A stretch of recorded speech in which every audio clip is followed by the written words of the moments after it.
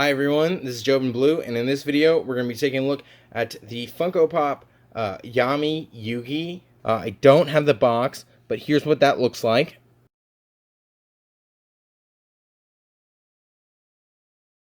I do not have the little Yugi Funko Pop. If I ever get it, this will definitely be in that one's video, but I don't see myself getting it, especially because I have the Revoltech one, which will show off in a second. Unfortunately, I don't have the Figma Yami Yugi. I was going to buy him in spring of 2020, but then the Trump checks hit, and it skyrocketed Figma Yami Yugi from like $50 to like over $100. So I'm gonna have to wait for whenever that one gets a reissue. But yeah, we need to talk about these because the colors are a little bit different on the two of them. Start off with the obvious. I would say that the hair, for the most part, is better on the Nendoroid. It's sharper, it's a lot more crisp and everything. And I say that the this one's a lot better color, and the black's probably a little bit nicer too. The problem with the Nendoroid is that the Funko Pop's bangs are just so much nicer. This is such a more accurate color to gold.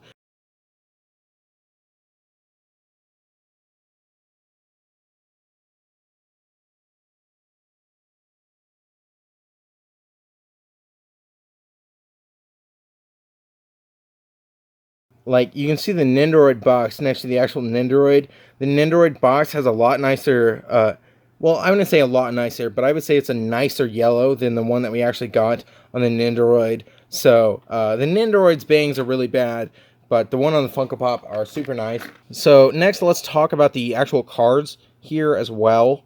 The Nendoroid is on the left, and the Funko Pop is on the right. And here's what an actual Yu-Gi-Oh card looks like. The yellow on the Funko Pop is a lot more yellow, but I would say the colors are a lot nicer on the Nendoroids. But if you flip it over, the Funko Pop is a clear winner here because the Nendoroid is just a pure black, whereas the Funko Pop at least tried to put something on there. And let's talk about why I actually broke this card. So most Funko Pops, especially the ones that I've reviewed so far, have been able to go 360 degrees. With Flock Champa, there was the problem where once you got to a certain point, his chin stuck out too far downwards, and then it would rub against his arm. But beyond that, it cleared pretty well. And everything else that I've done so far in my Funko Fridays have cleared, but this was the first one that did not clear. And I actually did not know that it didn't clear before I actually did it, because I assumed that they all just went around 360 no problem. But then I did this one day, and of course I knocked out the card. But beyond that, it clears pretty well.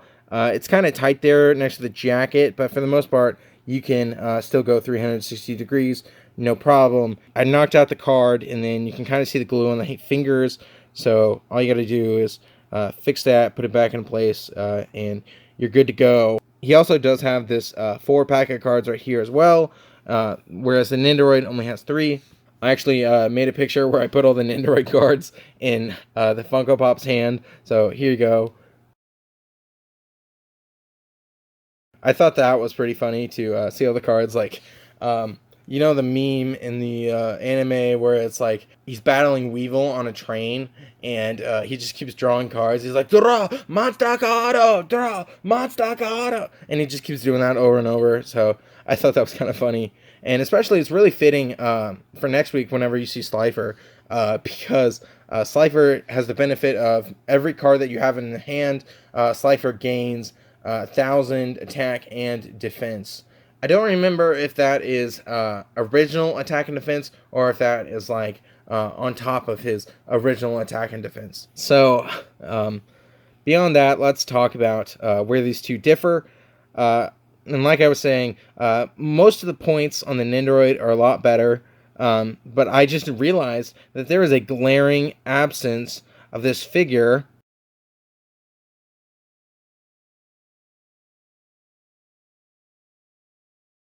For the most part, in the show, I remember his jacket as being a little bit more blue than even the Funko Pop.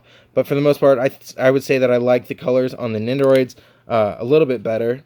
And then there's a lot better separation, especially whenever it comes to the feet. You can see on the Funko Pop, it's just pure black.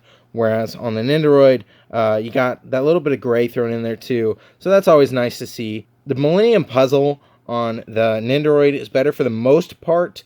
You can see I have a ton of blue tack in there, just because it's like so hard to get it to stay, and then the chain is too long for the actual shirt, so you gotta like wrap it around back there, because I think it's closer to being around his waist, so I just don't really understand why the chain on the Nendoroid is so long. So I would say that this one is better in terms of chain length, but it's definitely better on the Nendoroid in terms of color accuracy.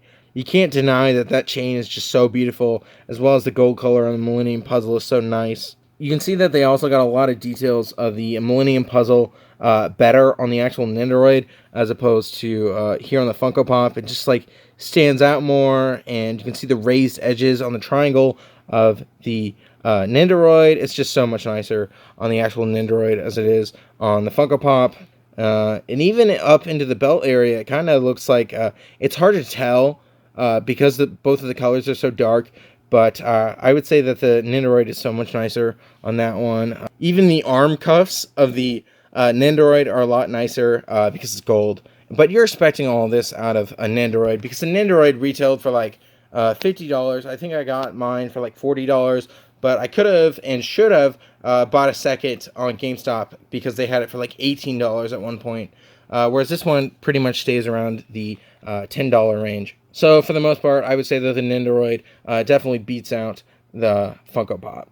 Yeah, I just noticed this with that comparison, but it seems like there's so much more paint bleed around here, and this is a cheap common, so you can usually find a lot better paint details if you look through enough of the figures, or if you really want to, you could actually paint this one because it is fairly cheap. You saw on the feet that there's a lot of paint bleed, paint rub, whatever. And I don't know if that is because of me buying it used, or like what's going on there. But you can see the Funko logo on there. What year is that? I think that's 18. Is that 18 or 13? Over here, it pays respects to the creator, Kazuki Takahashi. So that's cool. I actually don't see a batch number on that, so that's interesting. Color on the jacket isn't very good.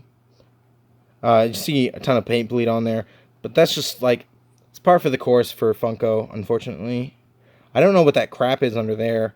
That looks kind of weird. I think it's like a paint rub or something. And here you can tell the difference between the arm, which is actually a separate piece, as opposed to the actual body, where they try to paint skin tone on black, and of course it didn't come out very well. So that's unfortunate. I always go with the lighter color, guys. It's just, it's everywhere on here. Like, this Funko Pop is especially bad with the paint bleed and stuff like that. At least in my opinion. Maybe you can find a better one. I honestly don't know. But this one, just the paints on it aren't very good. I actually bought this one used, so I don't have the stand that it came with. But I'm pretty sure this one did have a stand, because there's a peg hole in the bottom. So I just took this one from the Scouter Vegeta. Here we have the Funko Pop, as well as the 20 different names Yugi figure. I'm going to call it Revoltech. Okay, I would say that the colors on the Revo are still a lot nicer, as well as you can see the paint separation on the Revo as compared to the Funko. So overall, I would say that the colors are just so much nicer on anything that's not the Funko, pretty much. But unfortunately, this is Yugimoto and not a Tim, so you're not going to be able to see the chains on him. These are two slightly different appearances. This is more for like probably the Battle City tournament, whatever, arc, and this one is for the Dark Side of Dimensions movie, so those did have slightly different appearances. But overall, it's just this one's a lot nicer, especially like the face on this one, the skin tone. It looks so good. Let's take a look at some cards now. These are the cards from the Revoltech. You can see they literally look like they took a bunch of cards and stacked them on top of each other. This one's kind of jagged, but I wouldn't say it does that to so high of an extreme. So this one has 4 cards. The Nendoroid has 3 cards. And the Revoltech has 6 cards. Why do you need 6 cards? And then there's a 7th single card. So I would say that the Revoltech cards are nicer for the most part. You can see there's some paint bleed, which is pretty annoying. But for the most part, the Revoltech ones are still better in my opinion. You don't have all that glue stain all over the cards. And then, of course, you open it up, and the Revoltech, no surprise, is so much better than everything else. Here's what the Figma cards look like.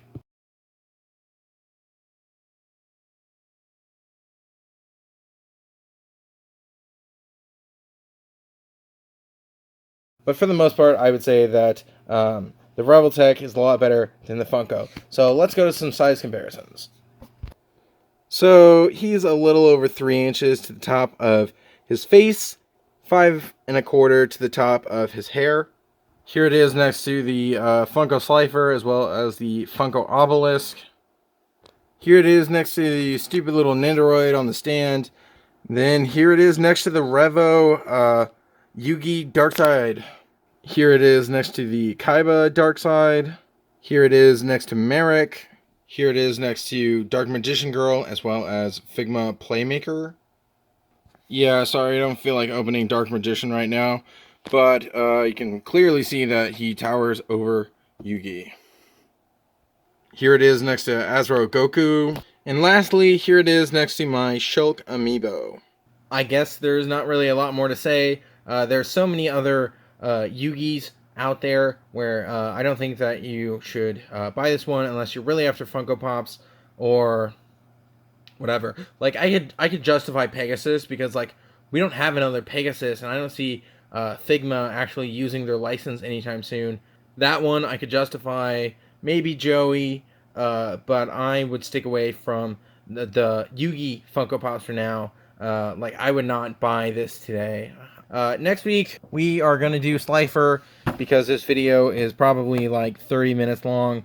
So, come back next week to see Slifer. Other than that, thank you so much for watching. This has been Jobenblue, and I will see you in the next video. Goodbye.